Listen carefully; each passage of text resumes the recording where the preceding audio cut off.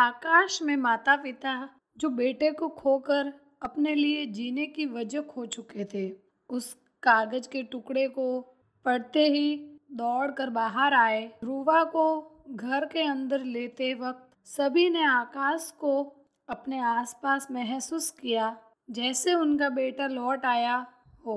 हर माता पिता की तरह आकाश के माता पिता ने भी अपने 25 वर्षीय बेटे की शादी के ढेर सारे सपने सजो रखे, जिन्हें आकाश के एक फैसले ने मिट्टी में मिला दिया था। बेटा आकाश मिश्रा जी हमारे जवाब के इंतजार में है। उनकी बेटी सुकन्या MBA करके माँ इंदिरा देवी ने बात शुरू की थी कि माँ, आपने सोच भी कैसे लिया कि मैं ध्रुवा को भूल जाऊंगा। उसका और मेरा साथ आज का नहीं, जन्म जन्मांतर का है। कभी तभी तो सोचिए न माँ, इतनी भीड़ दुनिया में वही क्यों मिली मुझे। आकाश ने माँ की बात को बीच में ही काटा। इसमें सोचने वाली तो कोई बात ही नहीं। तुम पैसे वाले हो, देखने में स्मार्ट हो, इससे ज्यादा लड़की को और क्या चाहिए। उसने सोच समझकर तुम पर डोरा डाला है, माँ इंदिरा देवी ने क्रोधित होते हुए कहा। माँ, मैं गया था पीछे, उसने तो महीनों तक मुड़कर भी नहीं देखा था मेरी ओर। आकाश बोला। हारना नहीं चाहता था, उसे हर हाल में अपने प्यार की चाहिए थी। हाँ, तो तुम्हें कोई अपनी बिरादरी की नहीं मिली, वही एक हूर की परी है दुनिया में। माँ अब भी अपनी संस्कृति रीति रिवाज का मोर्चा संभाले बोली। जो होना था वह हो चुका। कल उसके माता पिता आ रहे हैं आप लोगों से मिलने के लिए, और मैं नहीं चाहता आने वाले समय की बुनियाद में थोड़ी सी भी खटास शामिल हो। आकाश ने दृढ़ निश्चय लेते हुए कहा। कल क्लाइंट के साथ मेरी इम्पोर्टेंट मीटिंग है। आकाश के पिता ने अपनी नाराजगी को अमली जामा पहनाने की कोशिश की। और मेरी महिला की किटी पार्टी है, माँ ने मोबाइल में आंखें गड़ाए कहा। समझ गया, आप लोग किसी भी हाल में ध्रुवा को नहीं अपनाने वाले, लेकिन मैं भी कह देता हूँ, आने वाली परिस्थिति के जिम्मेदार आप लोग ही होंगे। आकाश का चेहरा गुस्से से तमतमा रहा था। अपनी बात कहकर आकाश कमरे से निकल गया। माता पिता की रजामंदी न मिलने से खींचा हुआ तो वह अब पहले से ही था। रही सही कसर दोस्त मनीष के कोरोना पॉजिटिव होने की खबर ने पूरी कर दी। इसके संसर्ग में वह भी पिछले कई दिनों से रह रहा था, लेकिन फिलहाल समस्या यही थी कि वह ध्रुवा से क्या कहेगा। और उसके सामने अपने माता पिता के खुले विचारों वाले होने के 100 किस्से सुनाया करता था, और आज जब सही में खुले विचार से बेटे की खुशियां समेटने की बारी आई तो मुकर गए थे।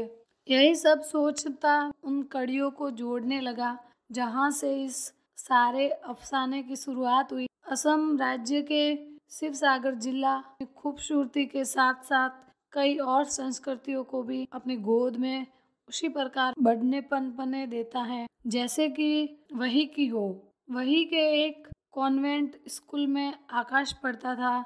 हिंदी फिल्मों के शौकीन आकाश ने गर्लफ्रेंड बनाने के कई प्रयास किए, पर हर बार नाकामयाब रहा। उसी समय ध्रुवा ने उसी स्कूल में दाखिला लिया। वैसे तो ध्रुवा के माता पिता की कहीं से औकात न थी इतने बड़े स्कूल में पढ़ाने की, लेकिन ध्रुवा इतनी अच्छी पेंटिंग करती थी कि उसे उस स्कूल के लिए स्कॉलरशिप मिली थी। और यही से शुरुआत हुई उन दोनों के प्रेम कहानी की। हुआ यो था कि एक दिन ध्रुवा को कक्षा में डांट पड़ रही थी। ओहो ध्रुवा, तुमने फिर होमवर्क नहीं किया, राधिका मैम ने उसकी कॉफी डेस्क पर पटकते हुए कहा। 10वीं कक्षा के सभी विद्यार्थियों की नज़र ध्रुवा पर गई।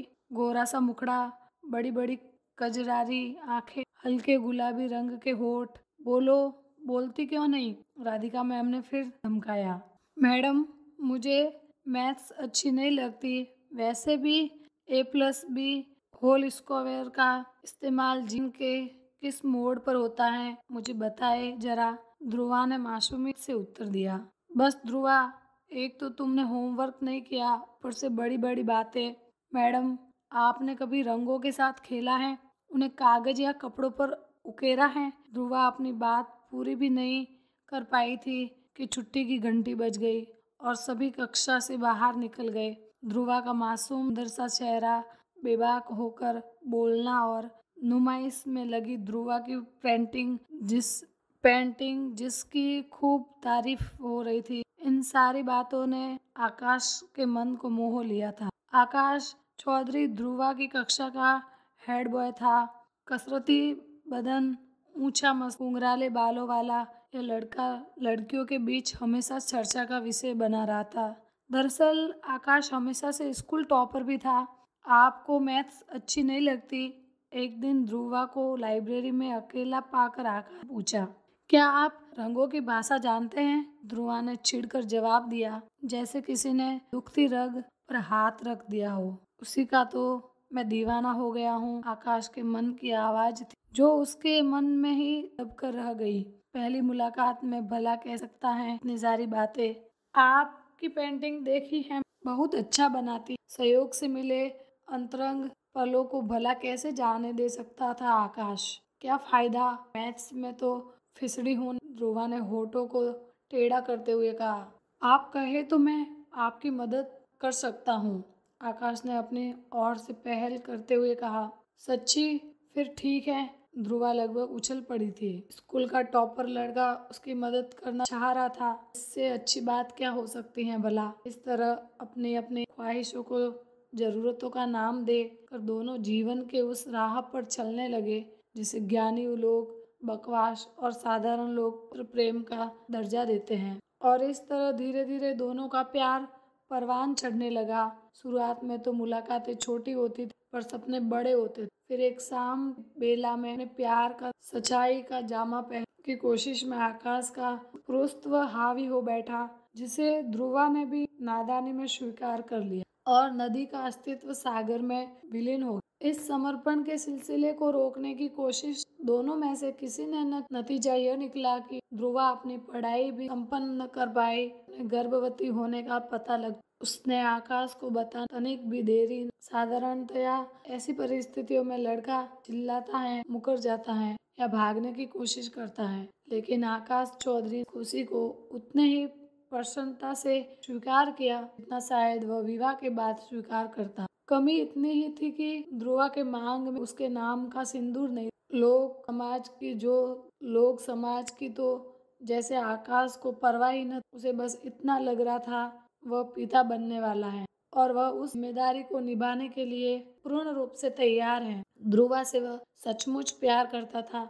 आकाश के पिता महेश चौधरी कंप्यूटर कंपनी के मालिक थे, जिसका इकलौता वारिस आकाश ही था। अपने पिता के व्यवसाय को उसे आगे ले जाना है, यह वह उसे बचपन से ही की तरफ पिलाई गई थी और उसने भी उसे स्वीकार कर लिया था और व्यवसाय को आगे बढ़ाने की मेहनत भी करता था। आज जब उसने अपने माता पिता के सामने ध्रुवा से विवाह करने का प्रस्ताव रखा, माता पिता ने जातिवाद को ऊपर रखते हुए इस विवाह से साफ इनकार कर दिया। अब चिंता की लकीरें आकाश के माथे खींचने लगी। इकलौता बेटा होने उसे लगता था जो चाहेगा माता पिता उसके लिए सहर्ष इजाजत दे देंगे, लेकिन माता पिता ने साफ इनकार कर दिया। फिर भी उसने कदम पीछे नहीं किया।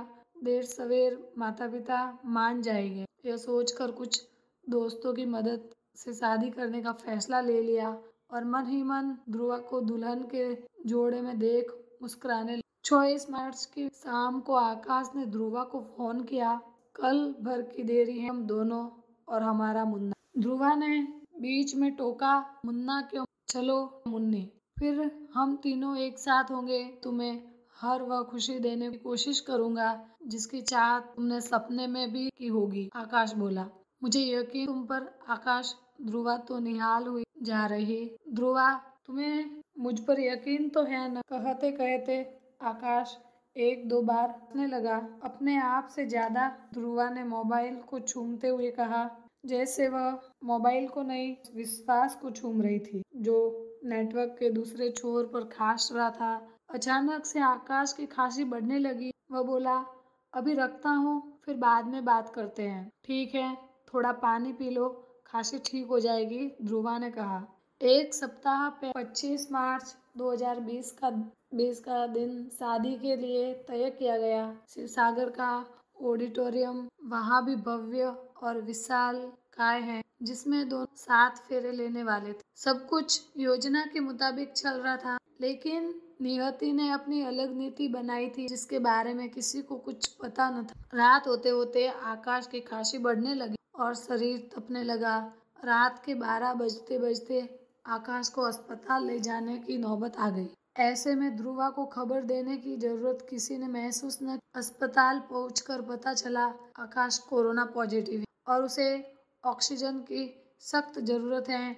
माता पिता का रो रो कर बुरा हाल था। इलाज में कोई कसर न छोड़ी। वेंटिलेटर पर भी रखा गया, लेकिन बहुत देर हो चुकी। अगले दिन शाम के 4 बजते बजते आकाश ने आखिरी सांस ले ली और माता पिता के सामने दुनिया उजड़ गई। सब कुछ इतनी जल्दी हो गया कि किसी को यकीन हो रहा था। जिस वक्त 7 फेरे लेने का समय था, उस वक्त उसके पिता उसे मुखाग्नि दे रहे थे। आखिर एक दोस्त की मदद से ध्रुवा तक खबर पहुंची। सुबह से ऑडिटोरियम इंतजार कर रही। आकाश के मोबाइल पर कई बार कॉल, जो आकाश के घर में बेड के साइड की टेबल पर रखा था।